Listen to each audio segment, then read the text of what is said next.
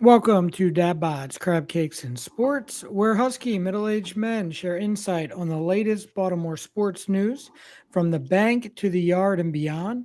We're breaking down the Ravens, Orioles, Terps, and more. Baltimore's best sports podcast starts now.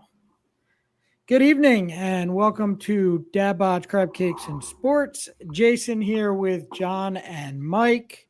Mike, how are you doing tonight? Hi, Jason. I'm doing good. Oh, that is fabulous. John, you still with us? Still awake?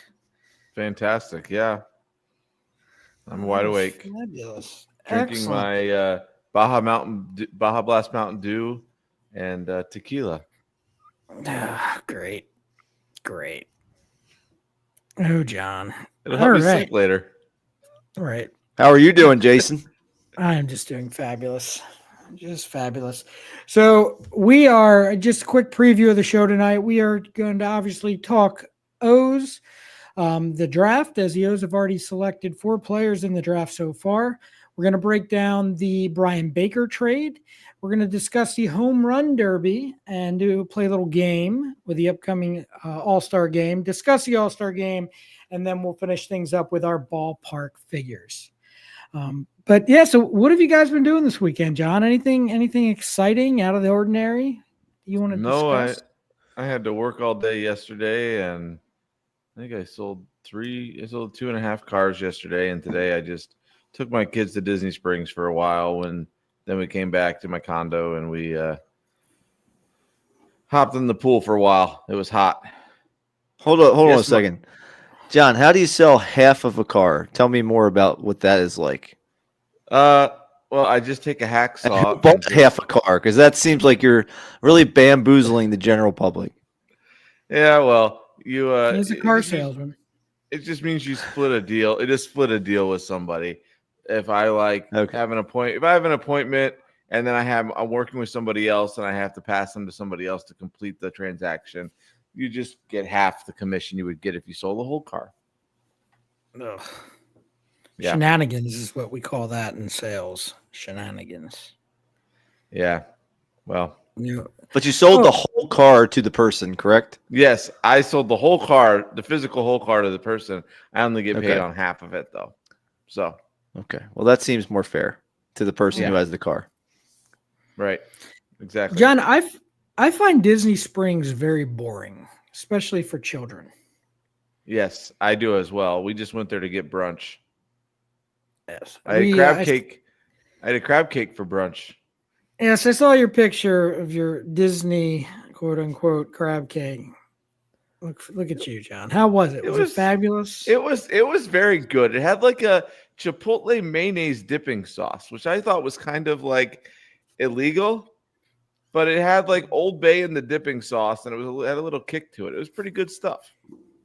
I didn't think it was all too the bad. crab all the crab cakes down south have those little like dipping sauces with their mayonnaise / spice to it and whatnot. There's a Remoulade of word, some type. Yeah. remoulade. Yeah, That's it. it was That's it. yummy. I bypassed the I was telling Mike that I bypassed the eggs crab Benedict, the crab eggs Benedict. I bypassed that, but went with the crab cake instead. I think it was a better choice.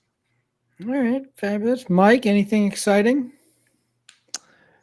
Yeah, so today we went to a place, it's like a quarry that got converted into like a kids aquatic center kind of thing. It's called Guppy Gulch up in Pennsylvania. So we spent the day you kind of get a life. So you check in, you get these weird socks to wear because you can climb all different obstacles, and then there's a bunch of like inflatables set up in the water. In the quarry is like a jillion feet deep, and you kind of get out there, and they fit you this. The first trouble I have is they fit you in this life jacket, and I put it on. It's great, and then they walk up and they're like, "Whoo," and they tighten the straps as tight as humanly possible. My dad bod was popping out of the thing. It wasn't good. And so then once you're in there, everybody just jumps in the water, and you can kind of go from inflatable to inflatable, and then you got to try to use your upper body strength to pull yourself up these things, and then slide down or jump down, which was fun, but upper body strength is not a strength of mine personally. So I'm pretty sure tomorrow morning is going to be a struggle for me. when I get out of bed and try to like push myself up out of bed. But the kids had a really good time, and the adults enjoyed it. They had one of those big inflatable like flop things. Have you guys seen that, where you jump onto one side of it and then it flings somebody way up in the air on the other side of it?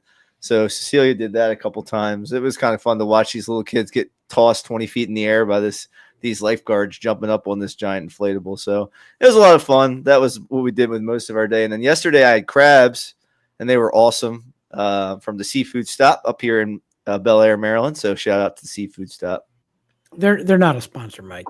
You don't. Well, I'm shouting them out anyway. They were delicious. Yet, Jason. It's the power of yet. All right, fair enough. We'll have to break that down and tag them on a Facebook post or something, you know? Oh, Jason, how about you? What were you up to this weekend? Oh, this and that. Trying to do more steps to get healthy in my life. We have since now gotten rid of any plastic in my home that is associated with food, because the blood work has shown like severe levels of like plastic poisoning over the years in Jess's blood work and my blood work, from just over the years of us like putting stuff in Tupperware and stuff like that. You never think of like how bad it is. Or like if you go to get carry out and they put it in these boxes, how bad it is. Well, what is he showing me? I can't read. I don't know. John's on camera. I just got food storage containers, and they're all plastic. Oh yeah, you should probably throw those away. Actually, you know what? You could have just came by my. You can come by the back of my truck right now in these giant contractor bags filled with all of them. Well, it says like BPA free and things, so I figured that was pretty healthy. Yeah, so we're all glass except for the tops. Those are plastic, but those are good until they start breaking down. But that's like the next step in doing that, because it's apparently a big deal and not really good. So what about like sandwich bags and things? Like you pack Allie a lunch to take to school. Nope, got rid of all those. Now they have like environmentally free one. It's really hippie-ish. Like, to be completely honest with you, it's like to go all the way. So it's like you never want to like go 100% into something crazy, because you'll drive yourself absolutely nuts and everyone around you absolutely nuts. So it's just like changing certain things. So like food storage, again, we now do it in glass containers. And with it being Amazon Prime the last week, we have probably like 15 packages a day coming, and a lot of it's like new stuff for the pantry and all that crap. So, and have you guys heard of this nonsense that is like totally threw me for a loop and I can't get it out of my brain? It sucks. Have you guys heard of this blood type diet? Have you guys heard of this? So No. Apparently they've done research for the like microbiome in your body, like the acidity that breaks down food, helps you lose weight and all this stuff. Well, some Yahoo came up with this blood type diet, where if you're a certain blood type, there's certain levels of acidity in your body that breaks it down differently. So for instance, a type O, they are very carnivorous. So they are supposed to be eating meat. Their body breaks down protein from animals really well, right? And so all this time, let me preface this by saying my wife cannot stand the sight of like a steak that's rare or medium rare, or like sitting on the counter marinating. Hates it, right? Like she'll eat like burgers if they're cooked like super well, and she'll eat ground beef and tacos if I make it. But she's like grossed out by meat otherwise, right? But she'll still eat it in certain things. So she's flipping through this book on blood type dieting, and she gets to her type, which is type O. And it says that she would benefit highly from eating a ton of protein from meats and all of the stuff that I do, that I diet. And like I eat a lot of meat, and I don't eat carbs barely at all. And I eat like vegetables and all this stuff. And I like it. I like vegetables. Well, then all of a sudden we get to me, and I'm type A. And it freaking says I should be a vegetarian. A vegetarian. I don't like it, Jason. I'm type A as well, and I cannot. There I is can't not do it. a chance in hell that Real I quick, can. Are you sure that wasn't a typo? Right. You see what I'm Oh, saying that on was there? really Because bad. I don't like it. I'm a meatitarian, and I like the meats, and I'm an A negative, so I don't like it. Oh, it like ruined my day because I'm like, what the hell? But it does make sense for me because like I follow certain things to the T and I still struggle with weight loss and stuff. And I always like blame it on diabetes, which is also another thing. But I'm like reading this diet and I'm like, well, I can't really it's talking about eating more beans and all this stuff that have a lot of carbs. I was like, I can't eat it. My blood sugar levels are going nuts. So I'm like, I don't know about this. So I started looking into it and I'm like, I'm just going to keep this on the back burner, maybe start introducing some things. But I'm like, there is no way in hell that I am going to be a vegetarian. Not only do I think a vegetarian is it's a very unhealthy diet. Like those Beyond Burgers are terrible for you. And some people swear by them. But if you ever look into them, those things are terrible. Not They only just by, look I'm sure terrible. they taste fine. Yeah. Oh yeah, I'm sure They're that not healthy. bacon. I'm sure that like Impossible bacon is so full of like garbage that it's not even good. But Jason, Mike and I were discussing something, and we just might want to ruin your day a little bit more because Jason lost our challenge. Mike and I both said the Orioles would go 500, and I believe Jason was a little optimistic and said they would go 4-2. So they ended up going 3-3. And so Mike and I discussed this at length, Jason. And are you ready for your punishment? I guess. You have to incorporate Scooby-Doo characters and their phrases into all of your. I'm gonna be honest with you. I maybe have watched one episode of Scooby Doo, and I can't name any characters other than Scooby Doo. Okay, Mike. So should we go to number 2 then? I mean, I think it's a cop out, but I will go. No, with I it. really That's fine. don't. I don't know. Oh, I know Shaggy, the other one. Yes, Shaggy. Those are the only two I know. And Raggy, right? Scooby says that, or Zoinks. You know, that's a big one. Okay, Yeah, so that's go- four. What else you got, John? Did you have another idea? Yeah. The other one was you have to incorporate a cartoon character into all of your analyses and all your talking points. So What do you mean incorporate? like you could do the accent, or if they have a Catchphrase. catchphrase or something, Okay. you know, like Okay. I think I I can don't do know. it.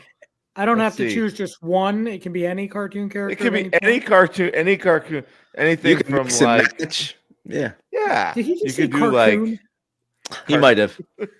Well, you could do anything, Jason. You could go from like Family Guy to to Barney to Miss Frizzle to whatever you want to do. Who the hell is Miss Anything in Frizzle? between. Oh, all right. If you She could drives go- a magic school bus, Jason. Magic School Come Bus, on. Jason. Oh my yeah. god! What did you guys do growing up? I was busy outside doing things until the We wa- lights went off. There was no cartoons. We watched There's no PBS. I didn't watch it as a kid. I watched the Magic School Bus with my kids. Yesterday, got it. Okay, sweet. Awesome. Okay, now it makes more freaking sense. This is what happens when we put John in charge of the punishment. Because I said, you know what, I got a chance once. Let's just let John, even though we tied at 3-3. And Jason, you were looking pretty daggone good after Friday night's win, man. But then the O's go ahead in the tank for the last go two. over. Yeah, I was worried I was going to go over and go 5-1. And I was like, yeah, I'll take it. But yet, nope, not so much. Okay, I think I can do that. Bear with me with that. But so I think so as you guys said, the O's did over the last two series, they did go 500 at 3-3 going into the All-Star break. A lot of reasons for optimism. But then again, today they just got, good old fashioned slaughtered. And do me a favor, everyone out there, save your breath, save your writing about how Kyle Stowers for Trevor Rogers was a terrible deal. And because the guy hit 3 home runs, let me tell you, not 9 out of 10 times, 10 out of 10 times I'll take the pitcher, especially when he has a sub-2 ERA this year. So I will always take the pitcher, especially in our situation. And I'm pretty sure all of you, once you take a step back, will also take the pitcher when you realize what you gave up. Yeah, Because there's plenty of hitters other places. well, my Jason, I would say you're 100% correct. But the issue, I think, is more with the Orioles evaluating the outfield talent, because maybe Heston Kjerstad should have gone in that deal, and Kyle Stowers should be playing right field for the Orioles. Because I don't think it's a matter of the deal, because I think you're right, the pitching is necessary. But it tells me, has Heston Kjerstad come close to hitting 3 home runs in a game? Has he hit a home run yet this year? I don't even know. Yeah, he did. He has. He's at a Not many. No, definitely not. But what I'll tell you though, but that comes down to age, because I believe Heston Kjerstad is younger than Kyle Stowers.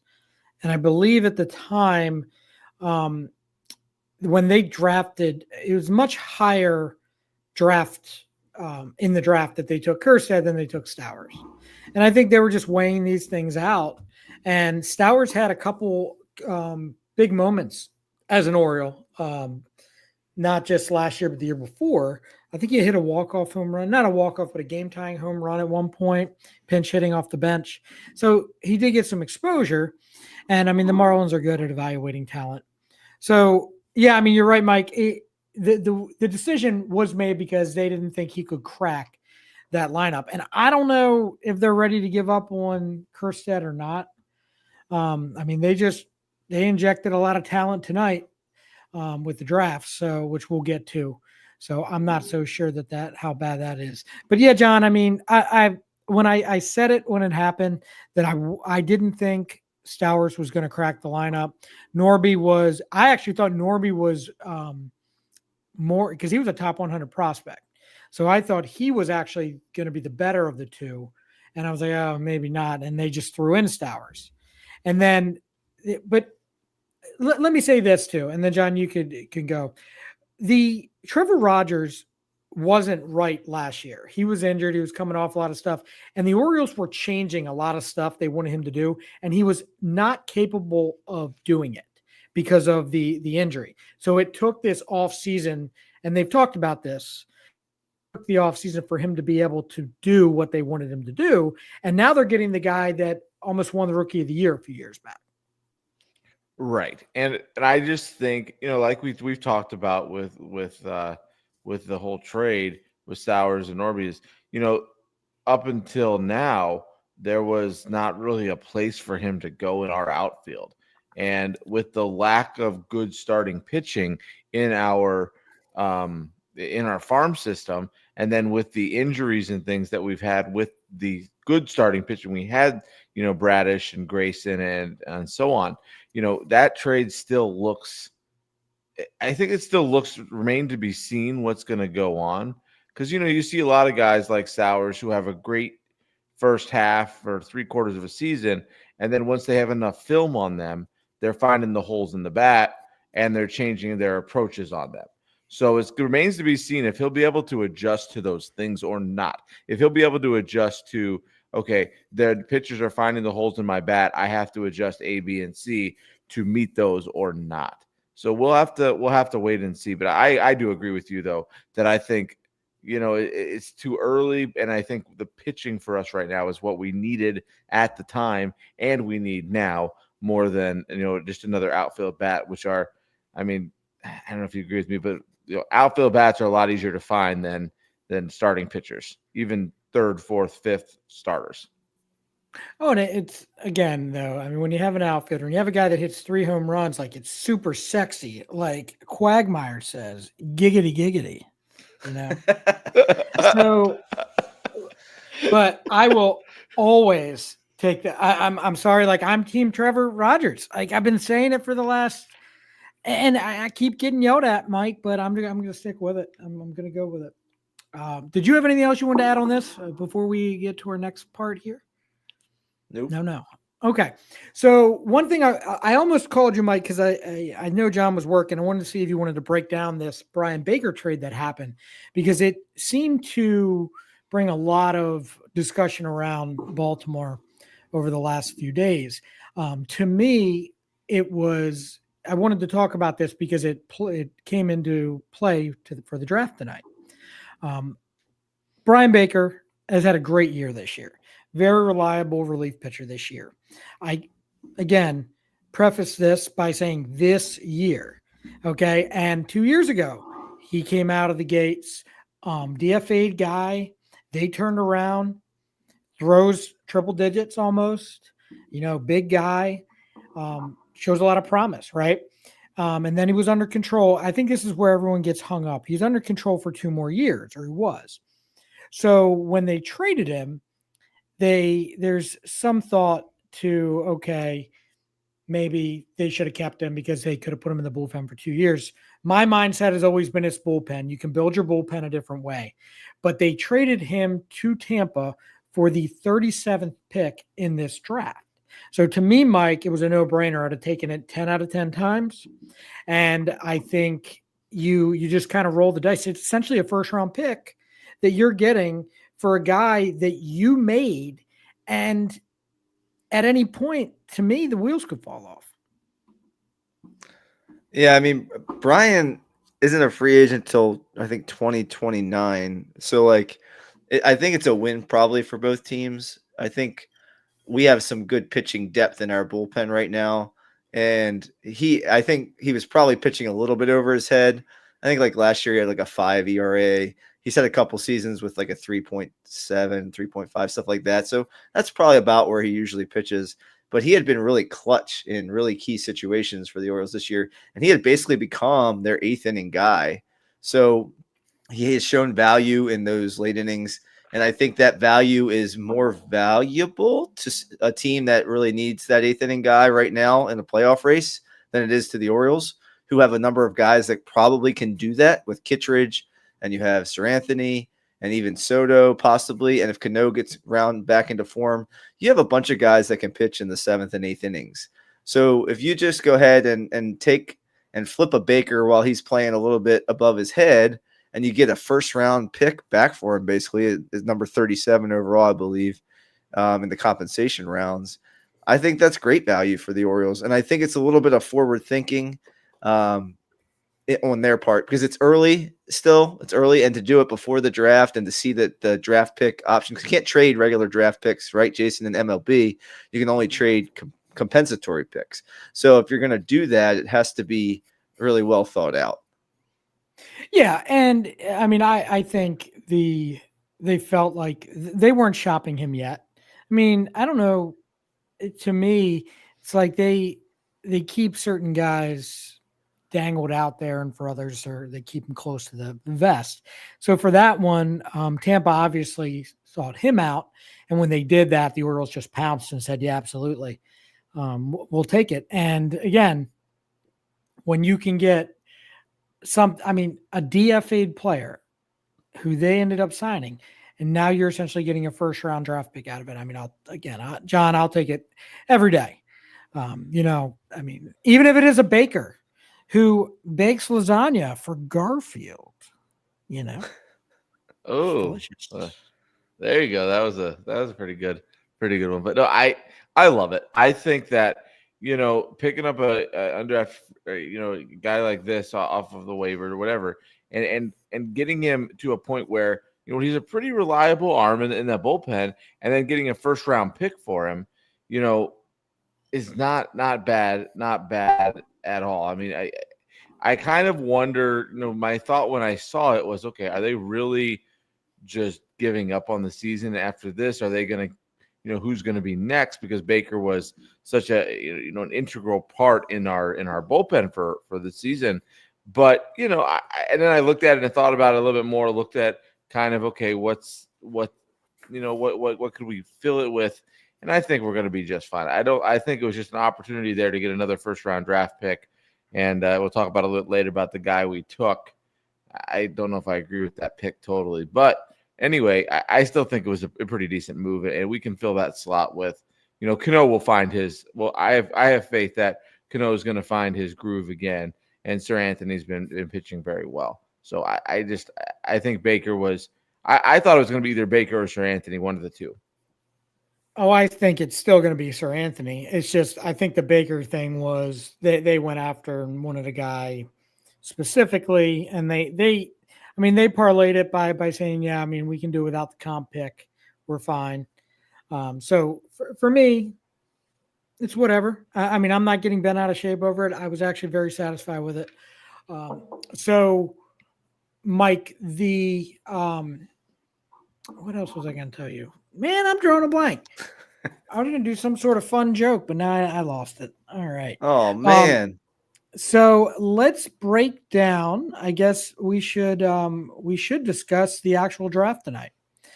So far for me, guys, I don't know. Have you been paying attention to it, John?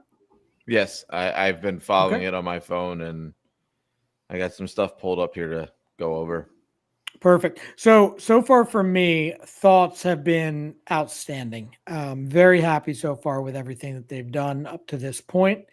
The first pick that they did have at pick number 19, again, to me, it was a guy that we didn't even bring up last week. And I didn't bring him up because I thought he was going to be gone in the top 10 picks easy. And it was a guy that's listed at catcher, but he's also, I think the Orioles are going to probably want to throw him out and play outfield because he also plays right field and whatnot. But that's Ike Irish, the catcher out of Auburn, 6'2", 201 pounds. So for me, guys, again, wasn't even on my list, Mike, because I thought he was long gone. So I think great value at that pick. Yeah, I mean, I think he was more than likely going to go way ahead of that, right? And I agree with you, Jason. We did end up with the guy that I thought they were going to take in number 19 later on in the draft, which is pretty impressive. So, I know, John, you said you might have disagreed with some of the things they did, but I really do like some of the picks that they actually had at the position in which they were picking. The thought process for me, again, was pitching wise. I would have loved to see them maybe get a pitcher at one of those 30th pick, 31, 30, 31, 37, somewhere in there. They didn't at that point. But for them to be able to go ahead, like Jason, just to come back in with the Brian Baker thing, it kind of allowed them to take more of those hitters early on and then still be able to get a pretty good pitcher later on versus having to kind of reach maybe for a pitcher when they didn't want to, at least philosophy-wise for this organization. So I think that they saw that value there and they just pounced on it. The Ike Irish guy, I agree with you. I mean, with the catching with Basayo probably as your next catcher, and then you have Chase Willem down below. So you got some guys already in the system who are in the catching pipeline. If he doesn't work out there, because he's a pretty average defensive catcher, they can always put him out in the outfield. He's a very strong hitter, so they'll find a place for him. Power bat, that'd be awesome. Yeah, I mean, just John, it looks like Mayo and Jim Callis both had Ike Irish going 9 to the Reds. So again, I'm kind of just blown away by the value here.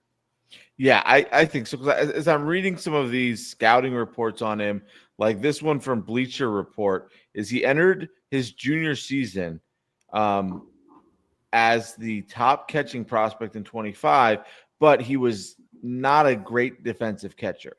And he had a fractured scapula in March that led to him playing primarily right field. He played, I think, 50 games in right field and only caught 12 games behind the plate. So, that's I think where I think he's going to land is in right field. And, I guess the advantage for him was he was a catcher who could hit. Because a lot of times you'll get these catchers who are outstanding defensive players, but they can't really hit. They can't really do anything else. And then they get hurt with a right scapula injury or something like that. And then basically their draft stock just falls off and they're done. But I think he's, in reading about him and things, is he's going to be, a solid bat to put in the lineup to fill that, right field role. And he's a 3-year college player too. So he's a little further along physically developed than, say drafting a high schooler out. The only question I had at this pick for you guys I'll give you my opinion. I want to hear yours. I would have loved to see Gage Wood. Gage Wood from Arkansas went 26 to the Phillies. That would have been the only, as I read through it, the only guy that I thought, you know what, maybe that would have been the guy to grab there if we were going to grab a pitching arm. But Jason, you're shaking your head that you disagree with that.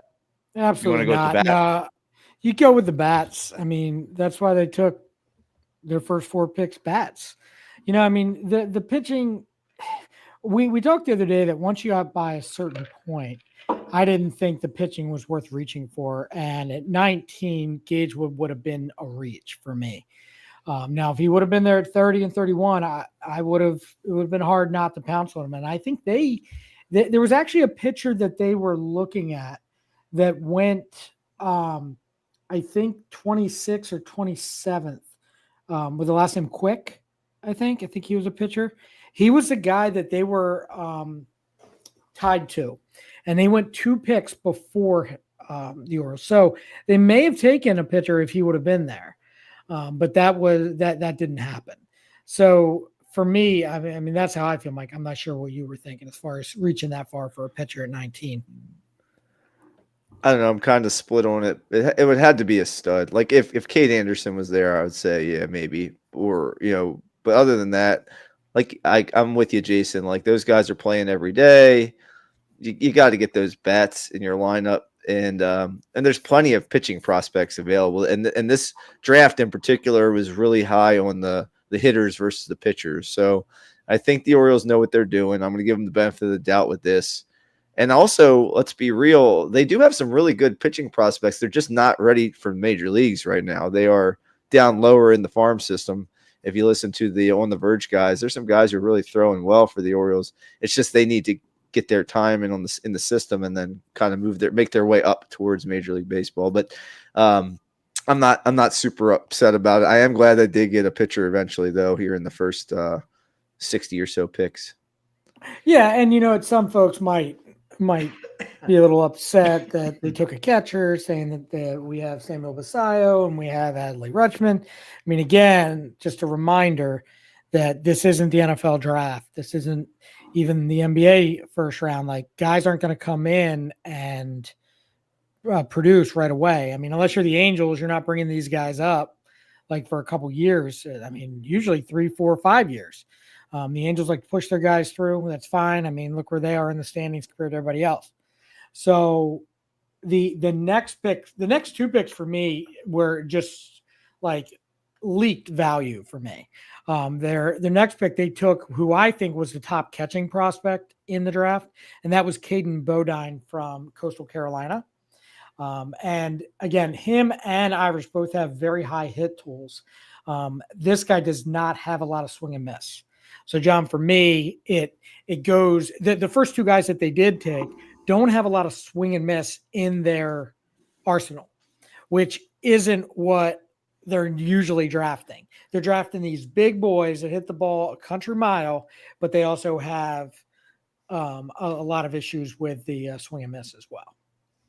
Right. And as I was doing the looking at Cade, I'm reading these things, and Caden's the biggest problem that they're going to see with him is just the transition from the BB core bat to the wood bat and how his power numbers have just gone down. But he refuses to strike out. He had a 5.9% whiff rate through 236 plate appearances, which was the best of any player in the 2025 draft coming out of a Division I school. So his swing features a lot of solid line drive contact and I believe he's another switch hitter. So that bodes well. He does bat switch. He's a switch hitter. So he has solid contract with line drive power from both sides of the plate and utilizes the entire field.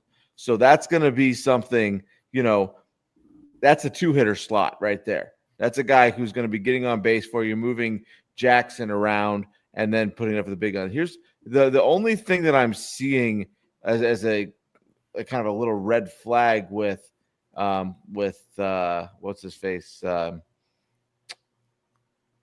Bodine. Irish from Auburn is he's not quick. They said that the cons to him were him in right field. He doesn't have speed, so Right. he may end up being a DH, may end up being a first baseman at some point in time down the road because he doesn't have the speed to do that. But anyway, I like getting another switch hitting catcher with good bat to ball skills, and that I think will down the road benefit us all. Absolutely. Mike, what are your thoughts? I think to me, it signals a little bit of change for the Orioles in picking somebody like this versus a guy who hits for power but swings and misses an awful lot. And the fact that he hits over 350, in the Cape Cod League and also in the Sun Belt Conference, he was like 5th in the Sun Belt Conference. I think that's a strong pick. I've been clamoring for them to go and get somebody who's a contact hitter and get on base because they're constantly looking for all these power bats. And to me, you're right, John. He screams maybe a number 2 hitter. They say he's not super athletic behind the plate. So I don't know what speed tool he has necessarily or agility tool that he has. But I do love the bat that can just kind of put the ball in play gap to gap. So that's exciting for me.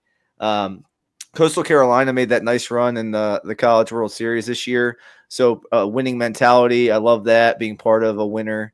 So I'm all about it. And you remember, these guys are what? I don't see his age, but I'm guessing what, they're 20, 21, 22, 23 years old. So these guys aren't fully developed even necessarily, aren't the body type that they will be necessarily when they come into the major. So he's 21 years old. Like he's not done growing necessarily. Like, and then when they get a strength and conditioning program that might be a little different at the major league level or the minor league level that they have in college. So I'm excited by the prospect. I like that they went a little bit of a different direction with Caden Bodine. Absolutely. And I mean, for me, it's you took 2 catchers, but I mean, there's a long time before these guys are going to get up to the majors, and those positions could change and probably will change. The very next pick, though, Mike, they went back to the well. They said that there was a little bit of a change there on getting the guys that made contact and hit the ball base instead of the swing and the miss. Well, they went right back to the swing and miss guy, but their next draft was the Golden Spikes winner last year in college baseball, and that's Wahiwa Aloy, the shortstop from Arkansas, 6'2", 200 pounds. So with this one, I know, Mike, that was your pick that they would take him at 19. He fell all the way down to 31, and to me, that's just fantastic. The guy's huge. He's actually got a bunch of comps to Westberg. So if you get another Westberg, to me, that sounds great. So I'll gladly take it. Yeah, and I mean, he started at Sacramento State and transferred to Arkansas.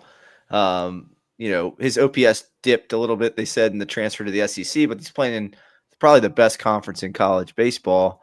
And, leading the Razorbacks with 14 home runs, finished 3rd in the Cape Cod League with 8 home runs, playing in a premier position at shortstop.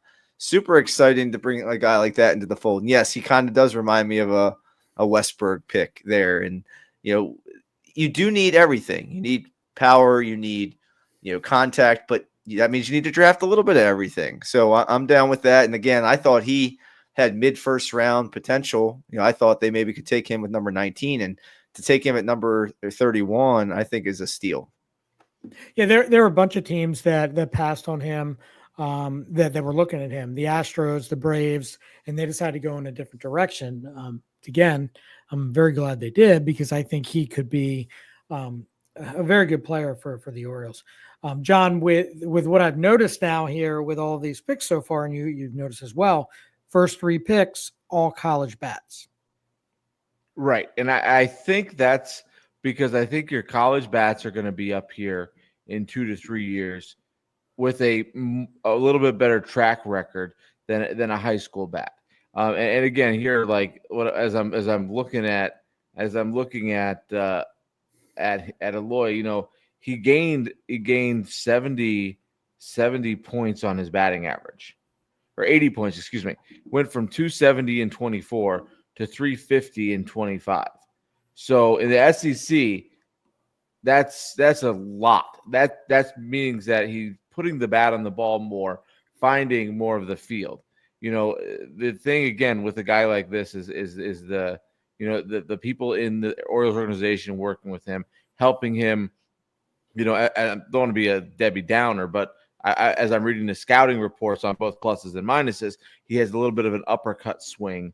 And when he doesn't make solid contact, it's just little dribblers, little soft hits. He doesn't really have a kind of a middle ground. If he doesn't make good contact, he still makes contact and still can put the ball in the field. He doesn't necessarily have that. But still, 80-point swing in your batting average year over year is pretty good in the SEC. So I'm very encouraged by that, and I think with the major league help and with the use of video and the use of all the other scouting tools that they have to help these players improve, I'm very excited to see what he can do, because hitting 350 in the SEC, which probably arguably is high A to maybe double A, minor league ball equivalency, that's great for us. I think it would not surprise me if most of these first four guys start either at high A or maybe we see one or two of them at double A before the season's over. Well, it's funny because the fourth pick, they actually went back to, was the first, they didn't take college bat. They took a high school player, Slater DeBron, from Summit High School in Oregon. He's a 5'10", kind of on the smaller side, 187-pound outfielder. But he did play with Team USA. And the Orioles, if you guys pay any attention, do like a lot of the Team USA players, and they pay a lot of attention to that. So the funny thing for me is Mayo actually comped him to Corbin Carroll. It says he has some Corbin Carroll vibes coming up. If you could get half of Corbin Carroll out of this kid, Mike, I'd be ecstatic. I really like that they're kind of diversifying. Like he's a smaller player, but he's got well above average speed is what they said in the corner outfield. So you may have drafted some of these catchers that might not be as athletic, but they can put the ball in play. You got a power hitting shortstop who doesn't have great range. Maybe he profiles as a third baseman or second baseman, but then you go and get this outfielder who can fly around and can do some things, has a great eye at the plate, has a good a bat to put the ball in play contact wise. And so it's a different type of player. So I love that they're kind of going out here in the first round and kind of diversifying their portfolio, so to speak. And they're not putting all their eggs in the home run guy basket, and they're kind of moving and doing a bunch of different things. And I think that's going to make them a more well-rounded team as these guys advance to the minor leagues to the Orioles. Yeah, and John, what are your thoughts on that one? I mean, again, we just talked about the college hitters, and they went for a high school player, which when we started this whole process for the first four, I thought that they would probably do a 2-2 high school and college, or they would go 3-1. But yeah, I mean, 3-1 to me seems to be, I mean, obviously that's the way they went.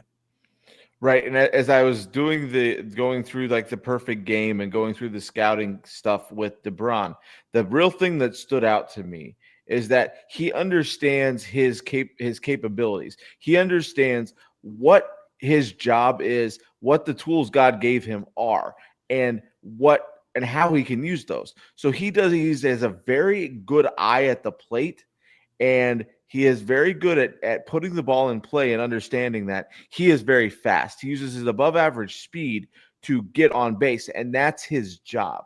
His job is not to hit the ball over the fence, but his job is to get on base, steal bases. Rob hits in the outfield, and he knows that. Here's the only worry that I have is that he's a Vandy commit. And that, I mean, and I guess if the Orioles draft him that high, they're pretty certain they can sign him, because I don't think you would draft him otherwise. But with the NIL money, with some of the other things that you get now in college baseball, would somebody like this consider it? Now, I don't think I personally think the Orioles did their homework and he's going to sign. But that's the only thing I got in the back of my head, is thinking he's got Vandy, he could, get a pretty good amount of money. Would he go up to a top 10 pick in 2 years when he can come back out? Not a chance. The reason why, and we should have talked about this actually. one of the biggest reasons why they did the Baker trade was because the pool money, the bonus pool money that they get by getting this draft pick puts them now as the all-time most pool money in the history of the Major League Baseball draft, which allows them to go over slot on whoever they want to sign. So they took this kid knowing darn well that they can give him whatever amount of money over slot they need to bring him in. Otherwise, they wouldn't have done it. So that was one of the biggest reasons why they went in and did that trade. So no, I would be shocked, John, if he didn't, because I mean, what's the difference between going now and getting well overpaid before the second round of the draft than going in the first round and getting paid? He could legitimately go in the first round next year and get paid less because he can't go in he's next getting year. paid over. Right. So you know what I mean? The next time he entered, he could get less money, but get picked higher because it might not be over slot and they can pay him more money. So I don't think he would. I would be shocked if that happened. I'd forgotten about that, Jason. Glad you're on top Yeah. of some of these things. And plus, we need some cartoon characters, Jason. Yeah, dude. I am sorry. I'm struggling on those cartoon characters. I am just Abadit, that's all, folks. Yeah, but I'm still talking. That didn't fit in well. No, I'm worried about you. I think that's about Cowabunga. Mike, next time we need to find a better punishment for Jason. Hey, you guys suck, dude. Like, you expect that I was just sitting on my butt growing up watching cartoons all I day. figured you had kids and your kids watch cartoons. And yeah, I know my kids don't watch. I mean, they watch things, but not cartoons. They watch like YouTube and all the like how-to stuff. I don't know. Henry Danger. I know Henry Danger, but it's not a cartoon. It's like a kid's show. Like, you guys want to talk about like some injuries? We can like time for your checkup. Time for your checkup. We can do Doc McStuffins if you want. Like, come on, whatever you guys want to do, you tell me. There you go. All right. So this last pitcher that they took a pitcher in the second round, and let's see. Blah, blah, blah. Joseph, and I might butcher this last name, but I think it's Dezerwa from Michigan State. Like John said earlier, 6'8", 200 pounds. I didn't realize much about this guy, but they said he was about a second or third round projected pick. But he was Michigan State's number one pitcher every year he was there. He was the Big Ten pitcher of the year. I mean, they very high on this guy. So for me, I mean, if they're going to grab a guy, it seems to me that they might have got some good value out of this guy. Yeah, I mean, they said that this guy is 90 to 93 with his fastball, can max out at 95. But the biggest thing that they like about him is his command. Like, he can command all his pitches, which is, I think it's a lot easier to maybe, he has fastball and change up, which are his best pitches right now. Apparently he has some issues because he has a lower arm angle to kind of get on top of a curveball or something like that. So he kind of has a sweepy slider or a cutter that doesn't kind of spin the way they want it to, but they can fix some of that. But the command is harder to deal with. And I think the way he pounds the strike zone and works the edges, and they say, he has a floor of a starter and the ceiling of a mid-rotation starter, which I think is something that is very interesting for the Orioles. And he's been doing it since he was a freshman at Michigan State. He's been a starter there, for, I think he's a fourth-year junior or something like that, but he's been a starter there for a long time. And so I think it's a great college talent, a guy, like you said, John, when you get these college pitchers who've been doing it for a while, they're going to start maybe a little bit higher in the minor leagues and maybe have a quicker ascension to the Orioles. I got a quick trivia question for you, though. He is the highest ranked player, highest drafted player from Michigan State as a pitcher since who? Because I read it, unfortunately, but oh, you read it, so you know who it is? Mark Mulder. Mark Mulder is correct. Hey, if we get Mark Mulder out of this kid, I'd be very happy.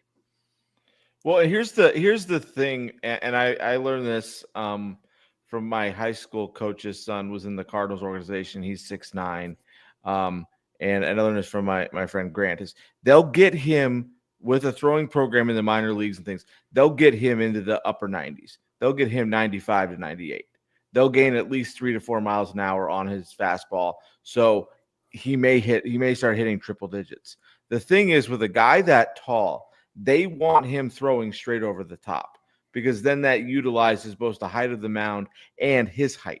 So hopefully the Orioles don't mess with his arm slot too much because that, like my high school coach's son was 6'9", and the Cardinals messed with his arm slot, and he went from throwing 95 to 98 to throwing 90 to 91. And as a right-handed hitter, right-handed pitcher, that doesn't get you anywhere. And he got cut after high A, and now he's a pastor. But I think with the right throwing program, with the right coaching, I think this guy could. As I've read everything about him, that cutter with the spin rate and things on it has a lot of swing and miss. He misses a lot of bats, and also being 6'9", that puts you in a good spot. Even if you end up having to move him to, the back of the bullpen, or I know he's a starter now, but that's the best place for a guy to be, a starter, because then you can move him to the bullpen. You can't really do the other way around. So hopefully the Orioles keep him on the straight and narrow, and within a year, 2-3 years, he's 3-4 in the rotation. And if they get him up throwing up 98, 99, 100 on a regular basis, he may be a top of the line starter. But all that remains to be seen. I don't know if he's had Tommy John already or not, or if that's something they're going to have to factor in. And John, one thing I kind of like, they say he's deceptive with his like 3/4 arm angle. And I know you're saying that the pitchers need to come over the top, but I remember Randy Johnson, and he was pretty tall, and he didn't throw over the top. And I think his deception was what set him apart as a pitcher. And I think a lot of times we look at all these data points about spin rate and things like that, but I think we forget, like as a baseball purist like I am, where I didn't know all that stuff. There's something to be said about deception when you're a pitcher. And if he can hide the ball well with his arm angle at delivery, I think that makes a big difference, because it's like 2 or 3 miles an hour difference when you have that delay in seeing the ball come out of the guy's hand. Yeah. Yeah. And so since we have been talking, the Orioles have selected 2 more players in the 3rd and the 4th round. In the 3rd round, they went with Georgia pitcher JT Quinn. JT Quinn. And then the Vanderbilt outfielder RJ Austin in the 4th round. So don't have a whole lot on them yet because I just clicked them up. These are 2 guys that I didn't have a whole lot on before we started.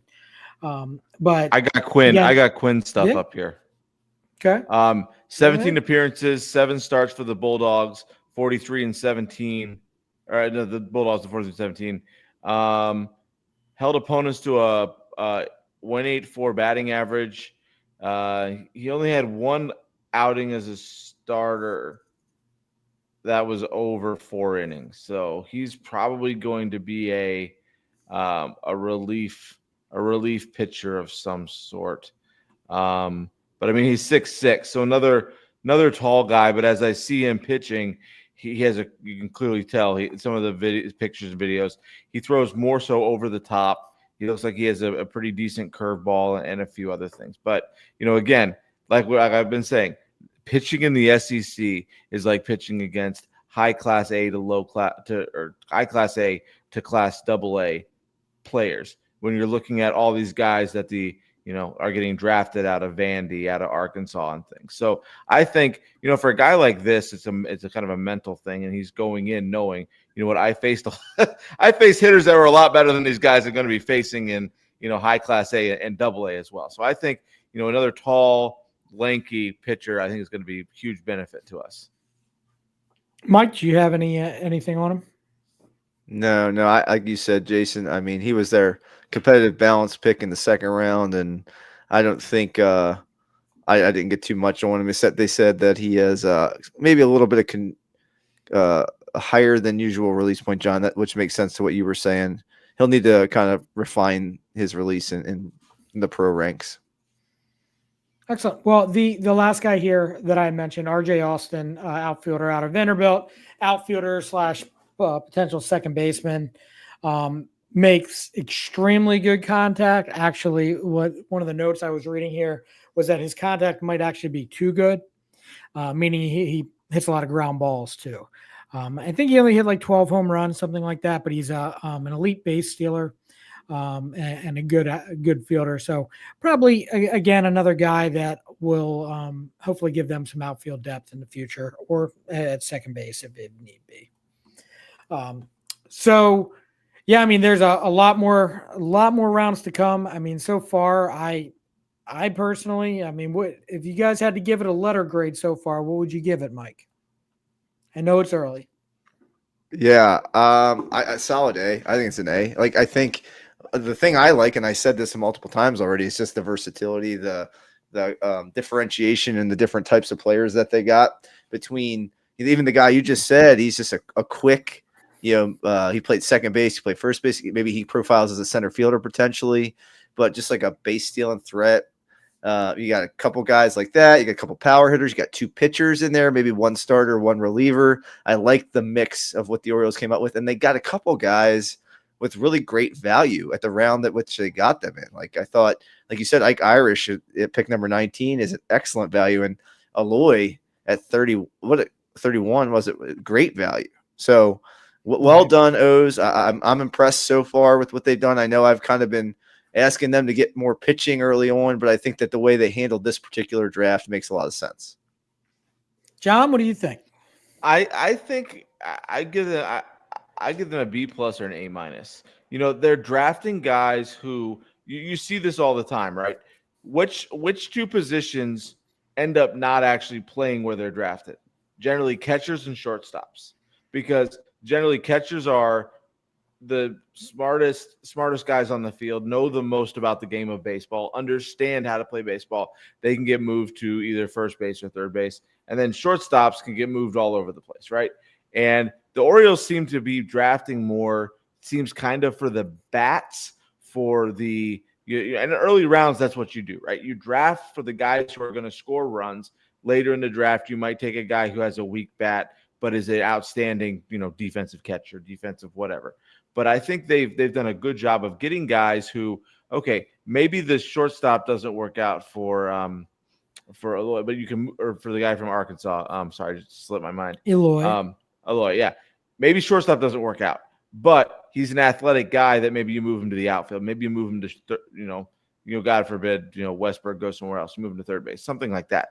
But they got bats. I think they're going to help this offense, and I think they got a good couple pitchers as well that are gonna with the right program and things be great. So I'm gonna say a B plus, probably an A minus, more so an A minus than a B plus. But I'm very thrilled with their selections. Excellent. Yeah, I'm not as pessimistic as you, John. I'm gonna go with an A, a solid A, as I think they more for value than anything else. The fact that they were able to get these guys that everyone else passed on. And I mean, if you look at Baseball Prospectus, each one of the guys they got, the first three guys specifically, were about 4 or 5 picks or more past where everyone thought they were value-wise. So to me, that's a big win. And then obviously time will tell on how these guys develop. This is only half the game. They now have to bring these guys in and develop them the right way. So we will see. Again, there's a lot of draft left here. So we'll see how everything turns out. And then hopefully in 10 years, they'll all be up here in the majors. Just kidding. They need to come up a little quicker. Unless they're the Angels, they'll be up here next year. All right. So the Major League Baseball All-Star Game is happening on Tuesday, but tomorrow night is the Home Run Derby. So I thought we would do a little quick draft, and we're each going to pick 2 players. Okay, and we're going to do this for a punishment. The winner gets to pick a punishment over the next 2, unless you guys want to do Stone Cold Cash. but I'm fine Nah. with either way. Nah, All right. we'll do punishment. All right, here's my pirate hat. I'm going to draw a name out of it, see who goes first in our draft. And the first pick is John. Look at you, John. You get to pick your first home run hitter. That's me, Jason, go second. Mike, you go third in a snake draft. So there are 8 participants in the home run derby. Is that correct? Yes. Buxton, Oh. Caminero, Chisholm, Cruz, Olson, Raleigh, Rooker, and Wood. Oh, I'm sorry. You said, wait, say that one more time. This is from MLB.com. I assume this is right. Buxton, Caminero, Chisholm, Cruz, Olson, Raleigh, Rooker, and Wood. All right.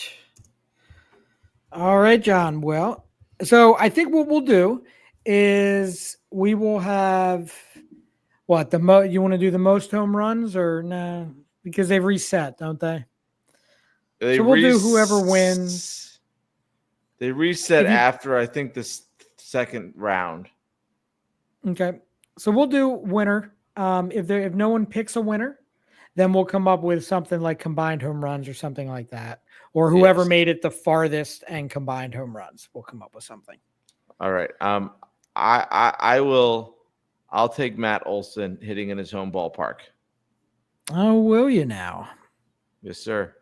He's gonna win. Right. Put your shekels on the Hard Rock Bet app for that one, Jason. No, I don't like that one actually. Sorry. Because there's no money to be had on that one. All the money is going to be had on my pick. I think he's like 1,000 to 1 or something, but I'm going to take Caminero as my pick. Ooh, that's the dark horse right there. Mike? Yeah, I'm going to take from where I'm reading, he's one of the favorites, and the guy who has 37 or 38 home runs right now. I'm going to give me Cal Raleigh from the Mariners. All right, you get to pick again, Mike. I love picking again. Let's do another player then. Oh man, give me Byron Buxton. Yeah, get you a twin. Yeah, there you go. Give me a twin. John, tell me who's left. Chisholm, Cruz, Rooker, and Wood. Who? Cruz. O'Neal Cruz. O'Neal Cruz from the pits.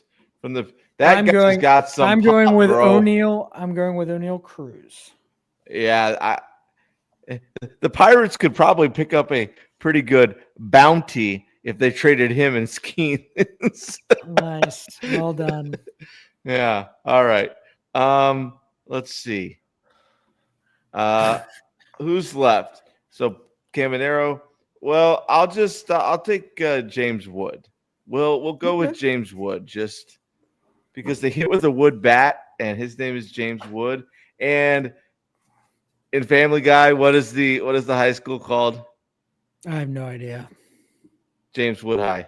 James Wood High. Oh, yeah, I'll help you out. Well done. That. Yeah, so we'll take him. All right. So John went with Matt Olson, James Wood. Jason went with Caminero and O'Neal Cruz. Mike went with Cal Raleigh and Byron Buxton. And we will see who will win tomorrow night. So if Jazz Chisholm or Brent Rooker win. Yeah, so when Brent Rooker wins, we're in trouble.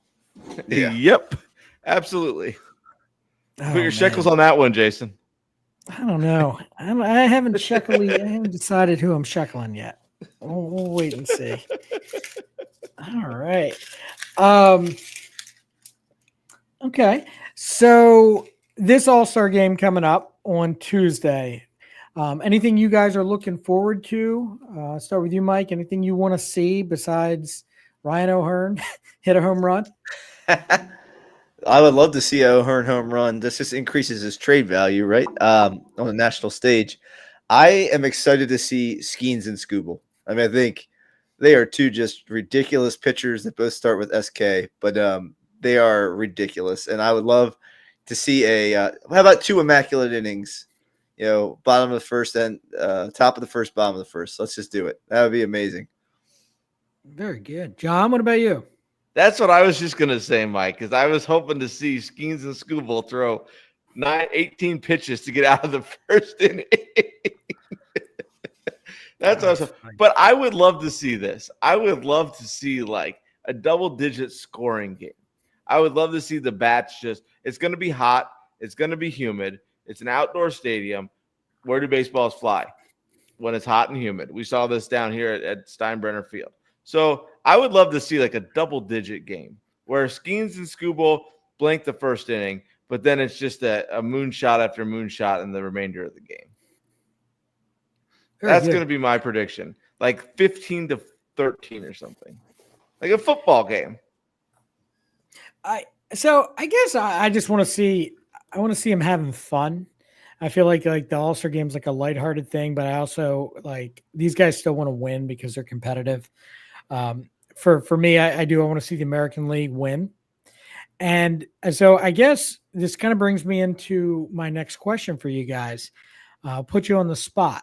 And we'll start with you, John. Do you have an All-Star game moment you would like to share with everyone? Favorite moment of an All-Star game? Yeah, I was at the 2013 All-Star game at Citi Field in New York. Mariano Rivera runs out with nobody else on the field, and the place just goes bananas. And he's balling like a baby on the pitcher's mound, and then he goes up there and gets like I believe he got 2 strikeouts and like a ground out or something. That was the coolest. I guess one of the coolest sporting events I've ever been to. Was the All-Star game and how they, even though the Mets hated him and hate the Yankees, how as baseball fans everyone respects Mariano Rivera and respects his legacy as as a person and as a baseball player. Nice. What about you, Mike? 2001. With the switch between Cal and A-Rod from short to third. Obviously, Joe Torre had to convince Cal from the dugout. Really, yeah, man, he told you to move over there, just slide over.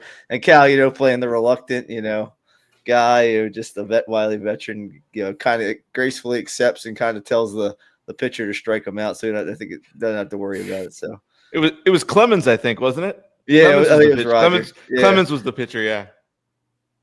Jason, what about you? I have an honorable mention too. Probably my favorite All-Star game of all times was 1994. It was, I believe it was in Pittsburgh at Three Rivers when it went, the American League had the lead in the 9th inning. And ironically enough, Lee Smith, an Oriole at the time, was on the mound trying to close out the All-Star game for the American League. And I believe Fred McGriff hit a 2-run homer or a home run to tie it. But then Tony Gwynn singled, and then Moises Alou hit one in the gap. And there was like a play at the plate, but Gwynn slid right in on the tag and won at the end. Yeah, to me, it was super exciting for them to come from behind and win. But that's kind of stuff I remember. What was your honorable mention? When Randy Johnson threw at Larry Walker's head, and then Larry Walker moved over to the right-handed batter's box, and then they did their little 4 at the time. That was 1997, so I was like okay. 8, 9, something like that. You guys remember that? That was I do. That was like when they were having fun, and then you see the videos of was it Pete Rose who ran over the catcher in the All-Star game? Ray Fosse. Yeah. Yes. It was like 72, I think, or 73 before we were even a thought. And Larry Walker did the whole thing too, right? After that, it's like as an homage to John Kruk. And my honorable mention would be, I think it was 1999. Was that the one in Fenway where Ted Williams was honored? Like that was pretty cool when all those players were there and they honored Ted Williams. That was one of my favorite moments as well. And he still wouldn't tip his cap to the crowd.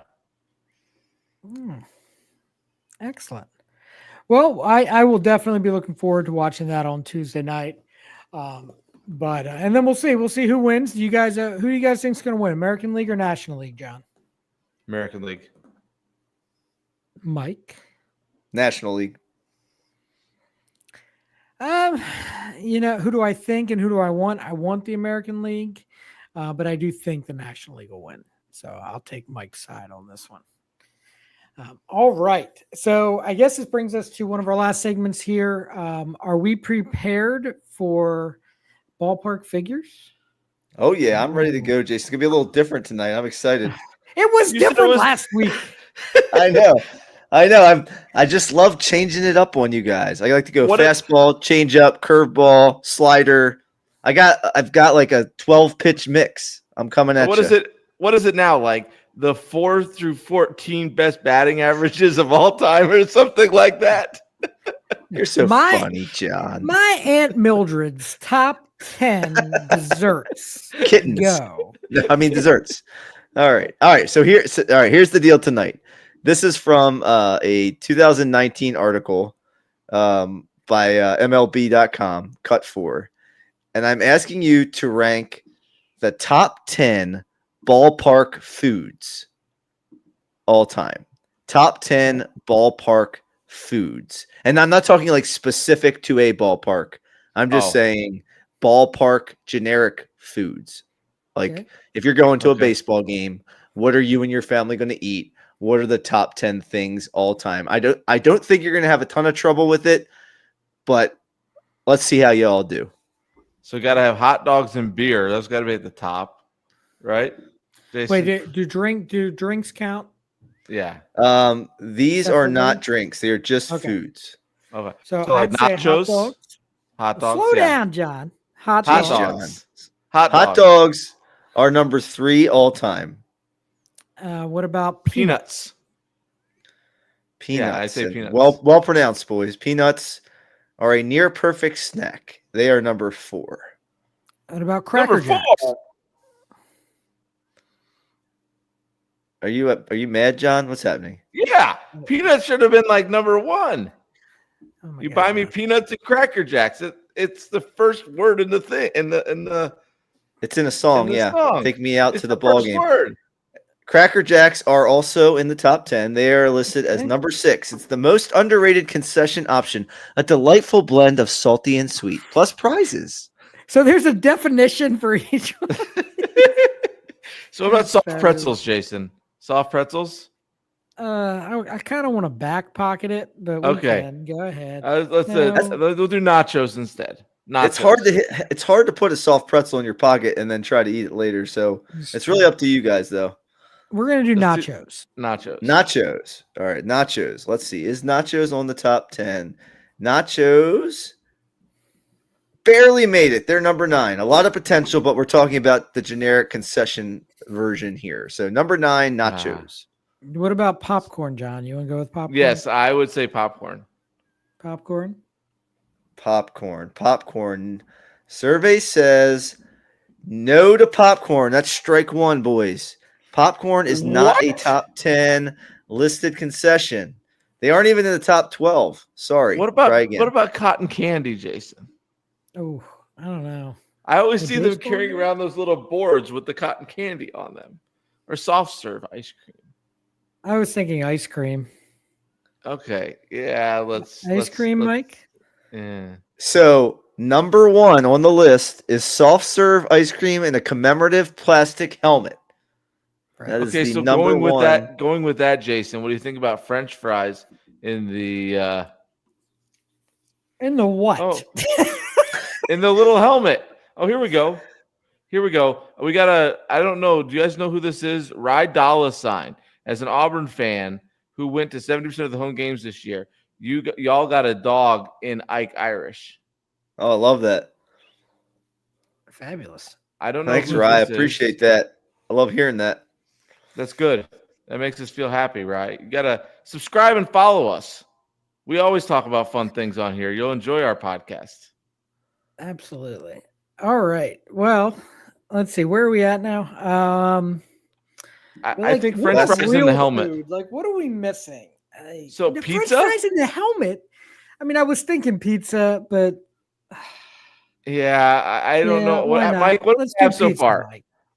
Pete, so you have number 1 is soft serve. Number 3 is hot dog. 4 peanuts. 6 Cracker Jacks. and 9 nachos. And technically, you also have number 7 because it's soft serve ice cream also, but not in the commemorative cup. What? Oh man. Okay. That's terrible. So you're only missing a couple, really. You think What- pizza's on that list, Jason? We can guess pizza, sure. All right, Pizza. so pizza has been a guess. You have strike 2 with pizza. It is not on the list. Okay. All What right, about like all a right. sausage? What about an Italian sausage or a bratwurst? I think I you mean, should take something out of your pocket. Soft pretzel. All right, pretzel is number 2 all time on the snack list. As soon as you buy one, brush some salt off the top. You'll still get the flavor without being overpowered by it. Wow, it's a commentary on the pretzel.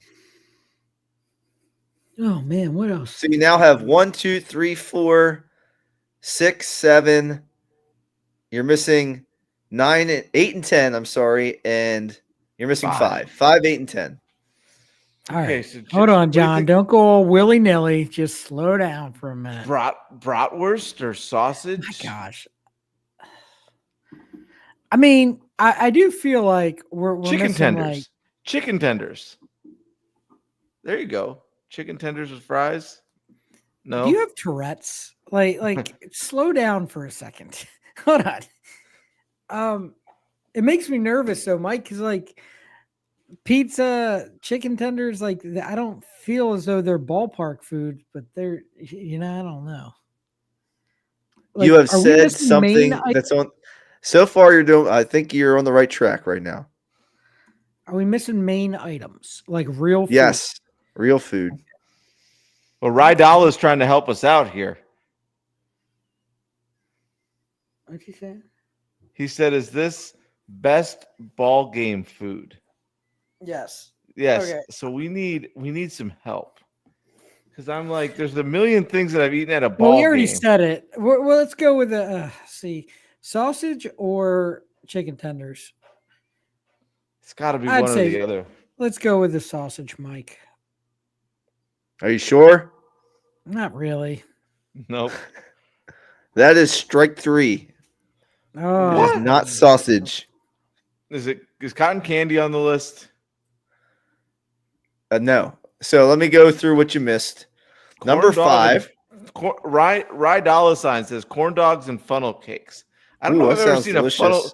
I don't know if I've seen a funnel cake at a ball game. I feel like before. I feel like we're thinking like the boardwalk compared to baseball game. Yeah. So you were debating this one, but you never said it and guessed it. Chicken fingers, number 5. I mean, I feel like chicken fingers are like the food of any event that you go to with kids, particularly. Like if you're at a Yeah. concert, if you're at a whatever ice skating thing at the Baltimore Arena, they're gonna sell chicken fingers. So chicken fingers is number 5, and then number 8 and 10 are very similar. Cheeseburger and hamburger are the two. And honestly, to me, that doesn't come super to mind when I think about ballpark foods, but apparently, according to MLB.com, they're 8 and 10. And John, cotton candy was number 12. My dad just sent me a text. He's all excited. The Tigers selected a left-handed hitting shortstop, Jordan Yost, out of Sickles High School in Tampa. I don't know anything about this guy, but my dad is all up in arms about him. So maybe he was. Probably John, I because he- lied. Cotton candy was 11. Sunflower seeds were 12. Sorry. Don't want to misinform. Oh, let's see. Yeah. Interesting. All right, Mike, you got us But this see, time. that's not like facts. That's like opinions. So it's very difficult to guess. John, don't be opinions. fussy. I don't like it when you get fussy. Do we need to put you to bed? Yes. I have to get up very early in the morning. It's like playing Family Feud. It's what Yeah. everyone else says, John. I played Family Feud on a cruise ship one time, and that really pissed me off. All right. I'll Well, probably go that back to is- some statistics next time, John, just to make you happy, okay? Yeah, just don't do them from the bottom up or the top out or something like that. Oh my gosh. That What was makes that you was happy, brutal. John? John, do you need to lay on the Donovan- couch for a minute? Yeah, I need to go to the timeout corner for a little while, put my hat on, and suck on a. All cold right, leave it at popsicle. that. All right. Woosah. All right. Well, anything else you guys got? Well, we need to let our listeners know where they can find us. Well, we do that important. when we sign off, John. Yes, I know. That's what I'm saying. We need to sign off here, man. All right.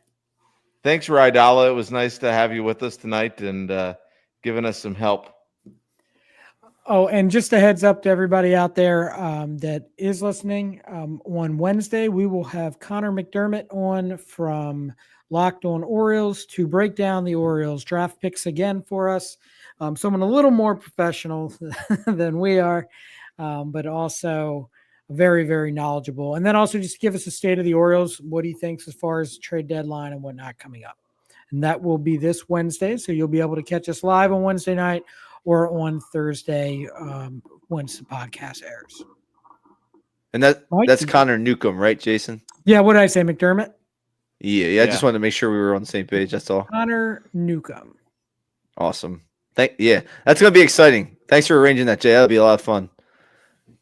That's going to do it for tonight's, episode of Dad Bods, Crab Cakes, and Sports. Thanks for hanging out with us. Don't forget to subscribe. John said we need to tell you where we're at. Red Circle, Spotify, Apple Podcasts, or wherever you get your free podcasts.